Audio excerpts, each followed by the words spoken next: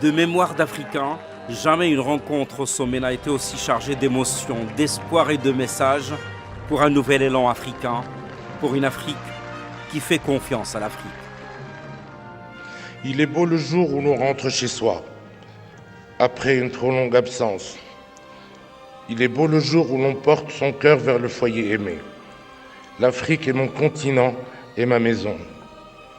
Je rentre enfin chez moi et vous retrouve avec bonheur. Vous m'avez tous manqué. Historique, ce discours royal devant le 28e sommet de l'Union africaine à Addis Abeba, le Maroc réintégrait ainsi sa famille institutionnelle dont il avait été l'un des pays fondateurs.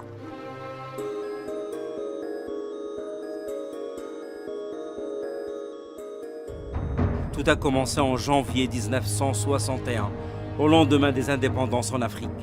Feu Sa Majesté Mohamed V réunissait au siège de la préfecture de Casablanca une conférence africaine dont le but d'examiner la situation politique, économique et sociale en Afrique et d'adopter la charte dite de Casablanca. Charte de l'Afrique nouvelle, traçant le cadre de l'action à engager pour la réalisation des principaux objectifs africains. La charte de Casablanca fut réellement une véritable contribution à la constitution de l'unité africaine. Elle avait constitué un élément fondamental dans l'édifice continental. 2 ans plus tard, l'OUA, l'Organisation de l'Unité africaine, était créée à Addis Abeba. C'était en août 1963.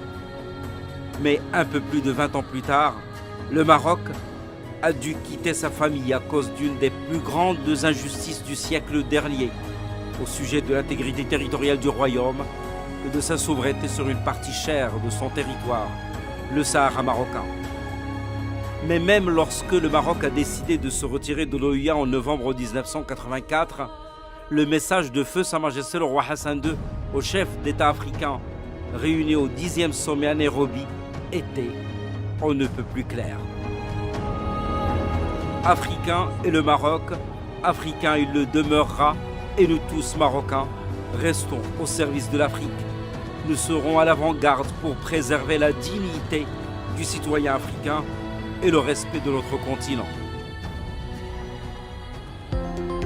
Et c'est d'ailleurs dans la continuité des liens humains, culturels, politiques et économiques qui lient le Maroc à l'Afrique et particulièrement aux pays de l'Afrique de l'Ouest que ces relations, ancrées dans l'histoire et authentiques, se sont renforcées au cours des dernières années à travers de multiples tournées royales couronnées en ce début de mois de juin par l'accord de principe donné par la CEDEAO pour l'adhésion du Maroc à ce groupement régional.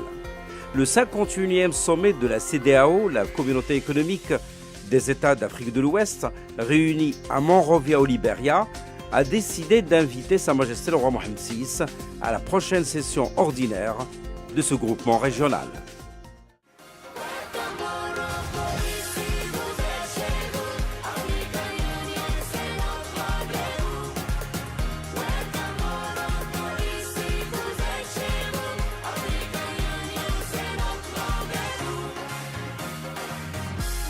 Morocco.